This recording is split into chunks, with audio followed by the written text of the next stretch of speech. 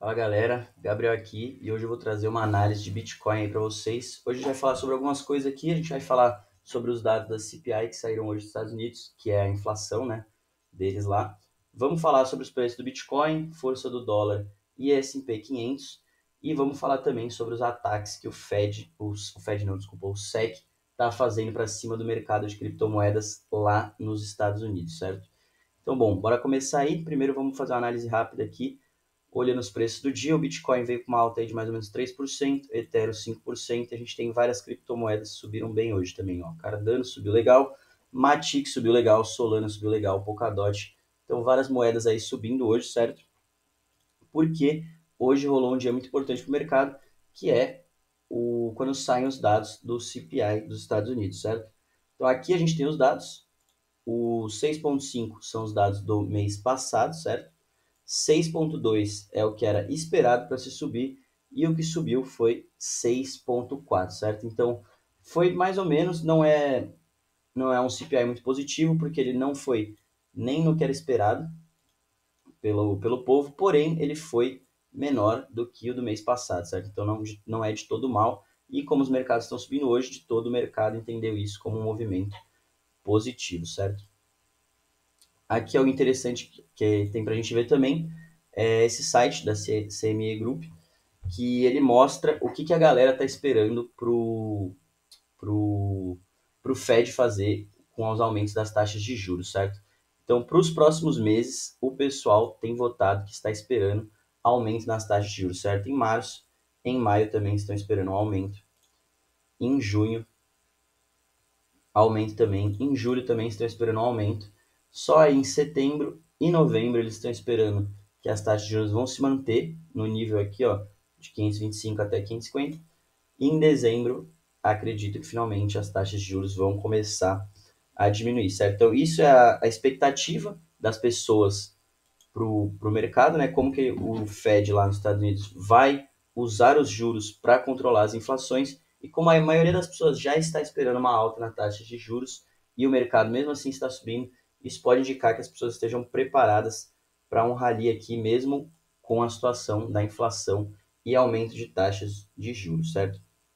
Então vamos falar aqui um pouco sobre o preço do Bitcoin, né? Agora, no gráfico diário, a gente tem esse movimento de alta forte aqui, ele ficou acumulando dentro desse canal e caiu e se segurou no seu primeiro suporte, certo? Aqui na zona dos 21.500, como que você faz para ver os possíveis suportes dele, certo? Você pode traçar uma Fibo, ó, retração de Fibonacci, pega aqui, pega o último topo que ele teve aqui, o último fundo e ele mostra os lugares onde ele poderia se segurar, certo? O primeiro é o 618 de Fibonacci, que tende a ser o mais forte também, né? Então ele se segurou bem aqui no primeiro, caso caísse do primeiro, poderia vir para o 0,5 ou 0,3, são os próximos aí, nessas zonas que a gente marcou, certo? Mais ou menos ali 20 e 300, 20 e 400 e perto dos 19 mil, certo?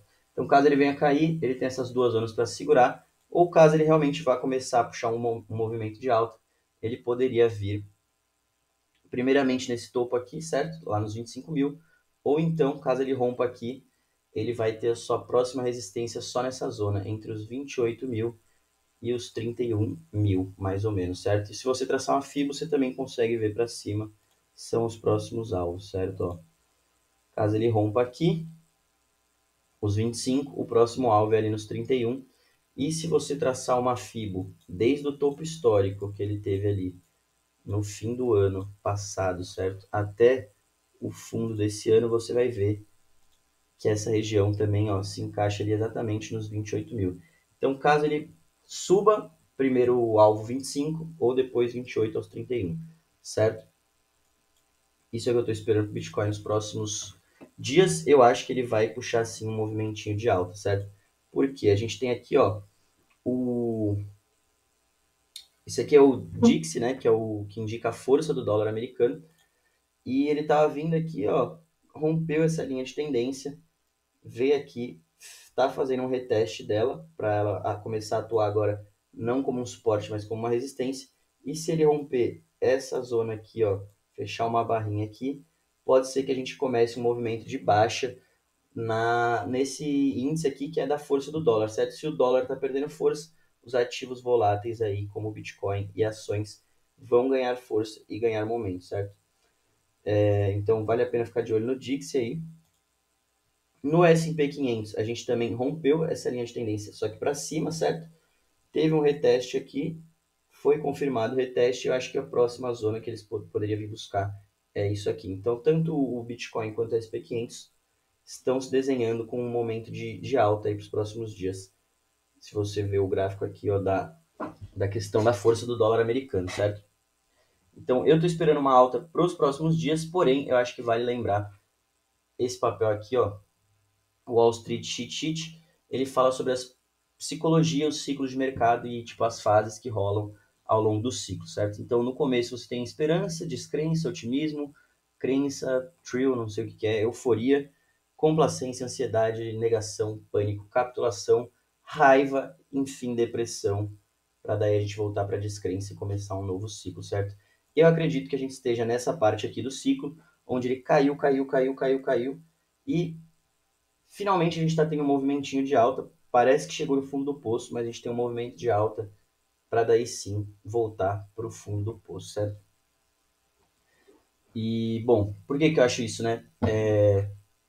Primeiro que a inflação ainda está muito alta, né? A gente está em 6 pontos não sei quanto de inflação. O Fed falou que queria descer ela até 2%. Então, acho que tem essa questão macroeconômica aí. E se você olhar na história do Bitcoin para trás também, esses anos após um ano de queda, ó, sempre que a gente tem um ano inteiro de queda, o que rola, ó, em 2019 ele subiu um monte e voltou aqui para o fundo do poço, certo? E no outro ano que a gente teve, após um ano de queda, teve um ano de queda aqui de 2014, um ano inteiro só de queda. Em 2015 ele demorou muito para começar finalmente a subir, certo? Então ele não costuma já sair direto do começo do ano para um ciclo de alta. Então aqui, se você for olhar a data, só lá em outubro de 2015 que ele começou a puxar um novo ciclo de alta, certo? Opa. Bom, vamos falar um pouco agora sobre o SEC e os ataques às criptomoedas, certo? Começou com o SEC lá, que é esse órgão regulamentório dos Estados Unidos, querendo cair para cima da Kraken, certo? É uma corretora dos Estados Unidos, e eles falaram que eles não poderiam mais utilizar o serviço de fornecer, né, o serviço de staking dele para os seus consumidores. Então, em 9 de fevereiro, a Kraken concordou em pagar uma multa de 30 milhões para encerrar as alegações da SEC, falando que eles tinham violado algumas regras, né, impostas por esse órgão, certo? E por que ela só pagou e fechou e não entrou em uma briga, né, com a SEC para falar que eles realmente estão fazendo o serviço deles certo? Porque a Kraken achou que não teria dinheiro suficiente para enfrentar uma briga dessa, achou que 30 milhões ia sair mais barato pagar a multa e encerrar o programa do que brigar com esse órgão regulamentatório aí, né? Enfim, temos outras corretoras nos Estados Unidos, como a Coinbase, que também fornecem serviço de stake, e o SEC, a galera está acreditando que vai para cima deles também. Então, ó, o próprio dono da Coinbase falou que está ouvindo rumores de que a SEC vai querer se livrar com stake de criptomoedas em todos os Estados Unidos, certo? E isso aí é uma coisa muito, muito ruim, né, para o investidor, para o retail investor, né, que é tipo a gente, investidor pequeno, porque para você conseguir fazer um stake de Ethereum hoje em dia, você tem que depositar 32 Ethereums na rede, certo? Que seria mais ou menos aí 50 mil dólares. Porém, o que rola nessas corretoras é que você deposita o que você pode, eles juntam todo esse valor e conseguem fazer o stake. Então, de alguma forma, você vai ganhar um yield aí, uma recompensa em cima do que você está pondo para fazer de stake. Então é uma sacanagem eles estarem indo para cima assim. Falam que eles querem defender o consumidor, né? Mas na verdade estão ferrando com as oportunidades de ganhar dinheiro da galera, certo?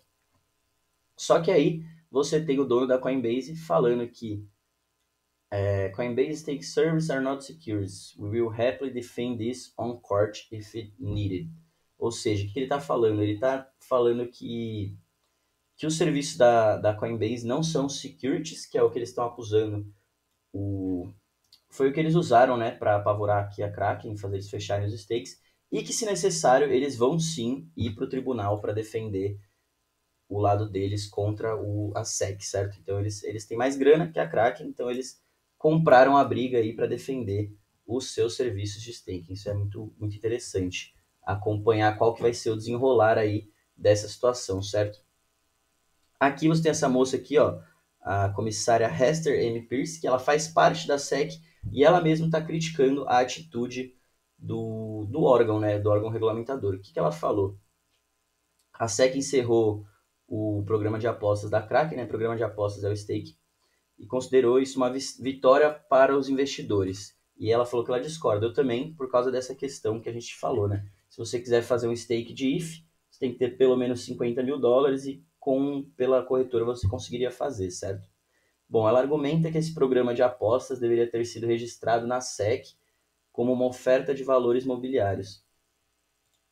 Quer alguém concorde com essa análise ou não, a questão mais fundamental é se o registro da SEC teria sido possível. No clima atual, as ofertas relacionadas a cripto não estão passando pelo pipeline de registros da SEC. O que ela quer dizer com isso aqui? Né? Que eles argumentaram que a Kraken não se cadastrou legalmente no serviço lá que você teria que se cadastrar para oferecer o staking, mas ela falou que hoje em dia, na verdade, nem se eles tentassem, quisessem se cadastrar, eles não conseguiriam, porque as leis são muito ambíguas e ainda não tem uma regulamentação muito certa para o mercado de cripto. Então, nem se eles quisessem, eles conseguiriam, certo?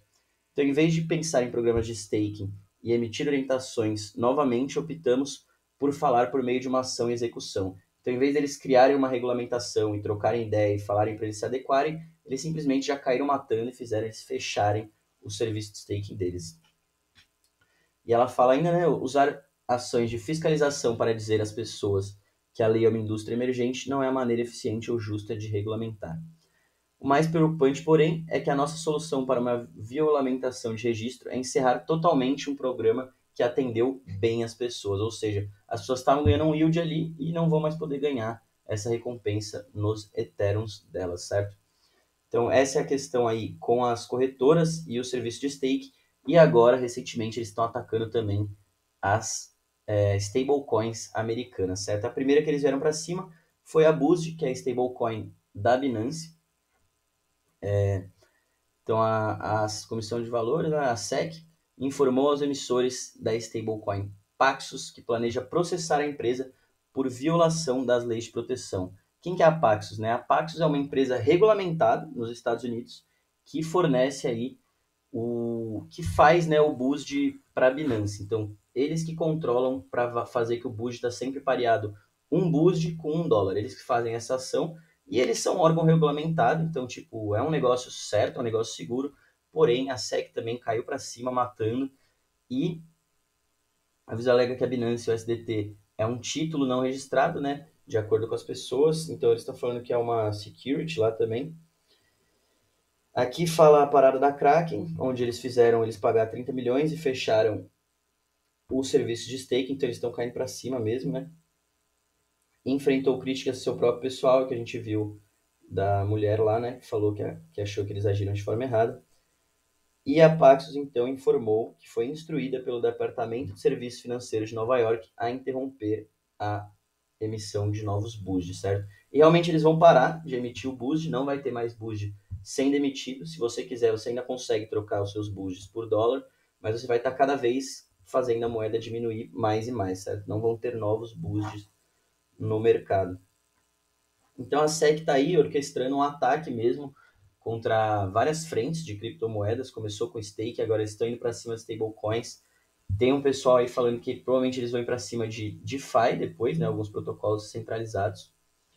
E, bom, enfim, só para encerrar aqui, a Paxos vai continuar a dar suporte ao produto, gerenciando os resgates e oferecendo novas informações conforme necessário. Então, eles vão continuar devolvendo dinheiro e garantir que os fundos estão totalmente seguros e cobertos por reservas em seus bancos. E como é um órgão regulamentado, eu realmente acredito aí que os fundos em BUSD estejam bem seguros, certo? Bom, tendo isso em vista, agora a gente vai pensar aí, vai falar um pouco da estratégia, de como a gente vai atuar nesse mercado, como que é a minha estratégia aí de investimento, né, para os próximos tempos aí, até o fim do ano, né, mais ou menos. Faz um tempo que eu não falo disso aqui no canal, mas a gente vai falar novamente do halving aí, os ciclos do... Se você não sabe o que é o halving, eu tenho um vídeo aqui explicando no canal, mas basicamente o halving é o seguinte: a cada 4 anos a recompensa dos mineradores de Bitcoin é reduzida pela metade, certo? E quando isso acontece, você cria uma escassez maior na moeda e acaba gerando aí um ciclo de alta nos mercados. Como vocês podem ver, no halving de 2020, a gente teve uma puta alta até chegar aqui em 2022 e ficar um ano de queda. Logo que começou o halving, né, a alta já começou até um pouco antes. No halving de 2016, a gente também teve uma puta alta aqui, antes de ter a queda em 2018. E no halving de 2012, a gente também teve uma alta aí significativa antes de ter a queda, certo? E o que é interessante notar quando se começam esses ciclos do halving, né? Geralmente eles começam um pouco antes, mas eu marquei bem aqui onde começa o halving, né? Que é em maio, a partir de 2012, 4 em 4 anos. Geralmente os ciclos de alta duram 1 ano e meio aproximadamente, certo? Depois do halving. Então aqui, ó, 567 dias, mais ou menos 1 ano e meio. Após 1 ano e meio, é muito comum a gente ter também um ano de queda. Muito comum não, né? É o que sempre aconteceu na história do Bitcoin. Acontece o halving aqui também, ó. 1 ano e meio mais ou menos de alta, 574 dias. Um ano só de queda, 2018. 2021, 1 ano e meio só de alta. Um ano só de queda. É o que sempre acontece na história, certo? O que não tem um padrão é o ano que a gente está agora, que seria o ano de 2023. Por isso que eu botei uma interrogação aqui, ó. Em 2019, ele agiu como? Logo no começo do ano ali, ó, vocês podem ver, em janeiro ele deu uma alta muito forte e caiu praticamente tudo de volta antes do fim do ano, para começar o ciclo. Em 2015, ele ficou andando praticamente de lado aí, ó, no começo do ano. Em junho ele teve uma alta, caiu de novo e daí sim começou a construir uma alta mais para frente ali, certo? Então é o ano que tem menos padrão, você poderia dizer assim, né? Não é um ano só de queda ou não é só alta, ele tem esse comportamento estranho aí, né? E como eu falei, eu acho que em 2023 a gente pode sim ter um movimento de alta aqui agora, como aconteceu em 2019, chegar mais ou menos nessa zona. Eu não acho que a gente possa ir muito mais para cima. Tem um pessoal que está otimista, mas eu acho que por aqui seria até onde ele ia vir e depois ficar andando mais ou menos aqui nessa região, certo? Onde ele já tinha, ou nessa primeira zona de acumulação, ou nessa aqui embaixo. Eu acho que ele não vai fazer outro fundo. Acho que o fundo já foi criado, mas ninguém sabe ao certo, né? Porém, então a ideia agora é aproveitar esse movimento aqui, ó, de alta. Tô comprado agora no momento. E quando ele chegar aqui, mais ou menos nessa barra aqui, eu vou começar a vender, realizar lucro, porque eu acredito sim que a gente vai ter uma pernada para baixo ao longo do ano, pelo menos revisitar essa zona de acumulação, certo? Onde a gente está agora nesse momento. Bom, isso aqui não é conselho financeiro, certo? Mas é a minha ideia e a minha opinião, a minha visão para os próximos dias, meses aí até o fim do ano no mercado. Bom, espero que esse vídeo tenha sido útil para você aí, que você tenha achado alguma coisa interessante. Se você gostou, peço por favor, deixa o like aí no vídeo, ajuda bastante a gente, para vocês não custa nada. Se inscreve no canal aí, ativa o sininho, comenta, compartilha, enfim. É isso aí, abraço, tamo junto.